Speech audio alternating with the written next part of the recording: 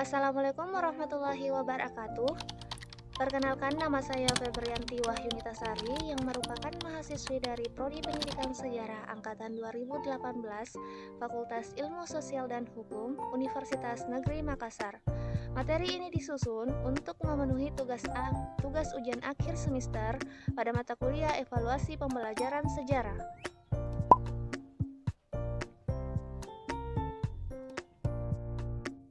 Nah, kali ini kita akan membahas mengenai jenis-jenis evaluasi. Pada materi jenis-jenis evaluasi ini, kita akan membahas 4 subpoin penting, yaitu pertama, jenis evaluasi berdasarkan tujuan. Yang kedua, jenis evaluasi berdasarkan sasaran. Yang ketiga, jenis evaluasi berdasarkan lingkup kegiatan pembelajaran. Dan yang terakhir, keempat, jenis evaluasi berdasarkan objek dan subjek evaluasi. Pertama-tama, kita akan membahas mengenai jenis evaluasi berdasarkan tujuan. Pada materi jenis evaluasi berdasarkan tujuan terbagi menjadi 4 poin. Yang pertama, evaluasi diagnostik. Yang kedua, evaluasi penempatan. Yang ketiga, evaluasi formatif. Dan yang keempat, evaluasi sumatif. Menjelaskan keempat subpoin yang telah disebutkan tadi. Pertama, evaluasi diagnostik. Berfungsi atau dilaksanakan untuk mengidentifikasi kesulitan belajar yang dialami peserta didik, menentukan faktor-faktor yang menyebabkan terjadinya kesulitan belajar, dan menetapkan cara mengatasi kesulitan belajar tersebut. Evaluasi penempatan dilaksanakan untuk keperluan penempatan yang bertujuan agar setiap peserta didik yang mengikuti kegiatan pembelajaran di kelas atau pada jenis dan jenjang pendidikan tertentu dapat melakukan kegiatan pembelajaran secara efektif karena sesuai dengan bakat dan kemampuannya masing-masing. Evaluasi formatif pada dasarnya adalah evaluasi proses yang bertujuan untuk mendapatkan umpan balik bagi usaha perbaikan kualitas pembelajaran dalam konteks kelas. Itu evaluasi sumatif. Nah, ini merupakan evaluasi yang dilakukan pada akhir program untuk memberi informasi kepada konsumen yang potensial tentang manfaat atau kegunaan program. Selanjutnya, kita akan membahas mengenai hubungan evaluasi formatif dan sumatif.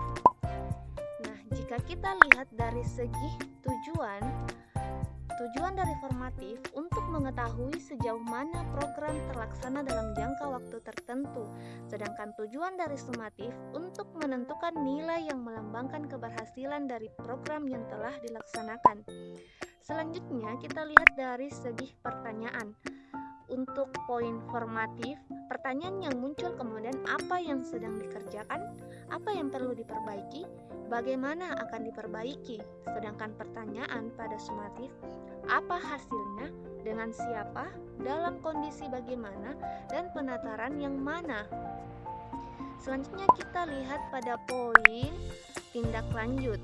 Jika evaluasi formatif ini tindak lanjutnya itu dilakukan jika program terlaksana, memperbaiki jika terdapat kekurangan dalam program, dan evaluasi sumatif tindak lanjutnya itu untuk mengetahui kedudukan dari program, menginformasikan kemajuan program.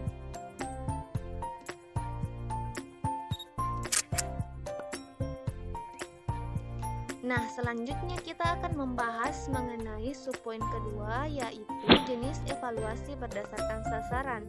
Pada poin ini terbagi menjadi 5 bagian. Yang pertama, evaluasi konteks. Yang kedua, evaluasi input. Yang ketiga, evaluasi proses. Yang keempat, evaluasi hasil atau produk. Yang kelima, evaluasi outcome. Selanjutnya kita akan menjelaskan satu persatu apa yang dimaksud dari kelima bagian tersebut. Pertama, evaluasi konteks. merupakan upaya menggambarkan dan merinci lingkungan kebutuhan yang tidak terpenuhi, populasi dan sampel yang dilayani, dan tujuan. Kedua, evaluasi input merupakan evaluasi yang dilakukan sebelum suatu proses pembelajaran berlangsung. Evaluasi input terdiri dari 3 fungsi, yaitu pertama, fungsi evaluasi sebagai penempatan adalah evaluasi yang dilakukan untuk mengetahui kemampuan, minat, dan bakat siswa sehingga dapat diputuskan di mana tempat yang cocok bagi siswa tersebut. Kedua, evaluasi kesiapan merupakan evaluasi yang dilakukan untuk mengetahui kesiapan siswa untuk menerima materi yang diberikan, untuk mengetahui apakah siswa telah menguasai materi prasyarat. Yang ketiga, evaluasi seleksi.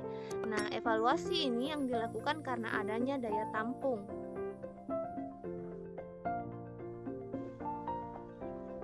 Ketiga, evaluasi proses. Evaluasi proses adalah evaluasi yang dilakukan selama proses pembelajaran berlangsung.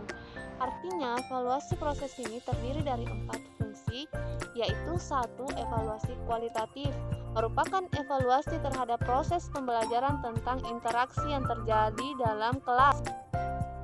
2. Evaluasi kuantitatif, merupakan evaluasi terhadap proses pembelajaran seperti efektivitas pembelajaran, jumlah kehadiran guru dan siswa, dan lain-lainnya.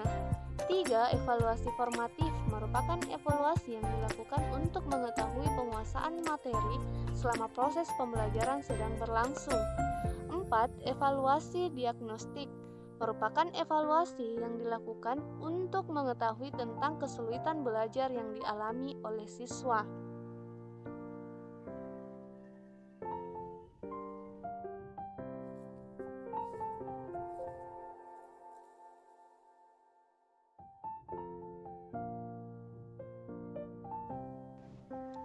Keempat, evaluasi hasil. Evaluasi hasil adalah evaluasi yang dilaksanakan pada akhir keseluruhan proses pembelajaran. Hasil dari evaluasi sumatif ini menggambarkan keberhasilan atau poin dari suatu proses pembelajaran yang sudah berlangsung. Hasil dari evaluasi sumatif ini juga dapat dijadikan landasan dalam membuat suatu kebijakan.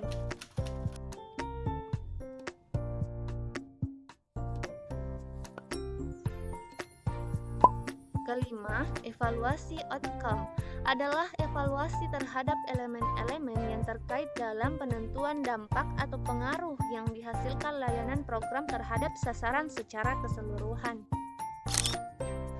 Selanjutnya, kita akan membahas mengenai subpoin yang ketiga. Pada poin ini, kita akan membahas mengenai jenis evaluasi berdasarkan lingkup kegiatan pembelajaran.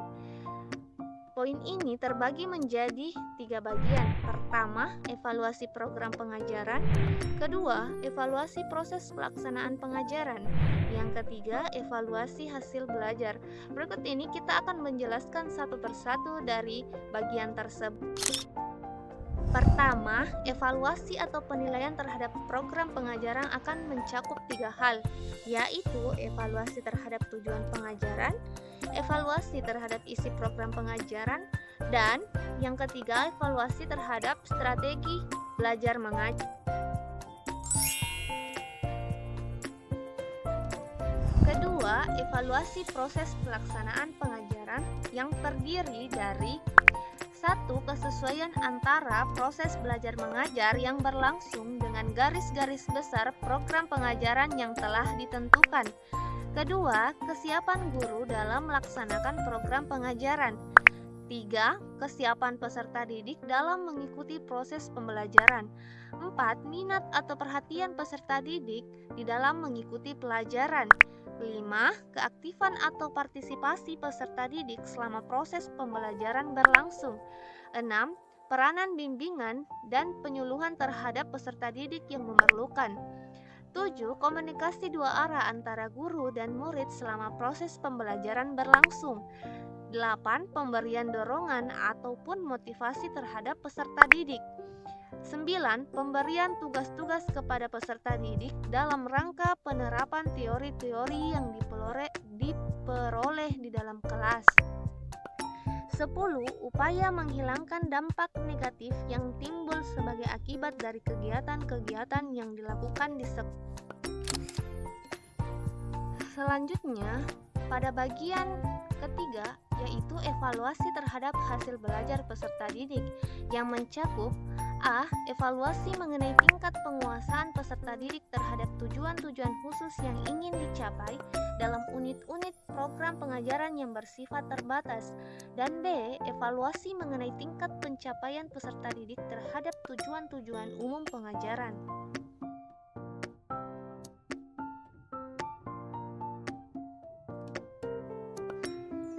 Berikut ini adalah subpoin terakhir yang akan kita bahas, yaitu jenis evaluasi berdasarkan objek dan subjek evaluasi.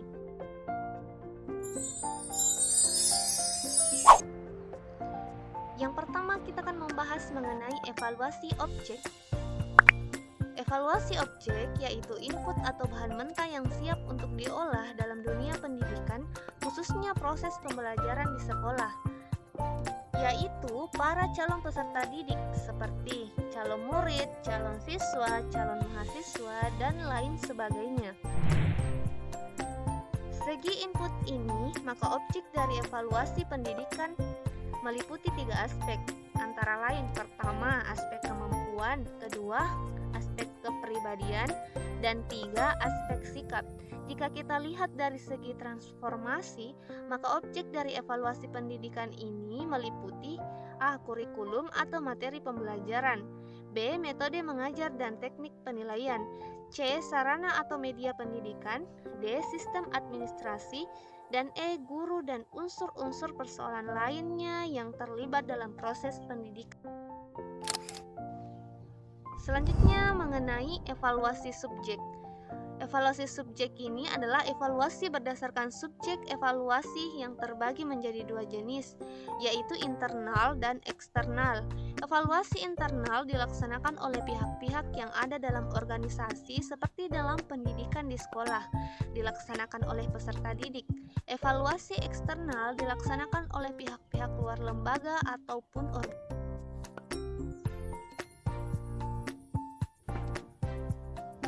Sekian pembahasan mengenai materi jenis-jenis evaluasi. Semoga bermanfaat untuk kita semua.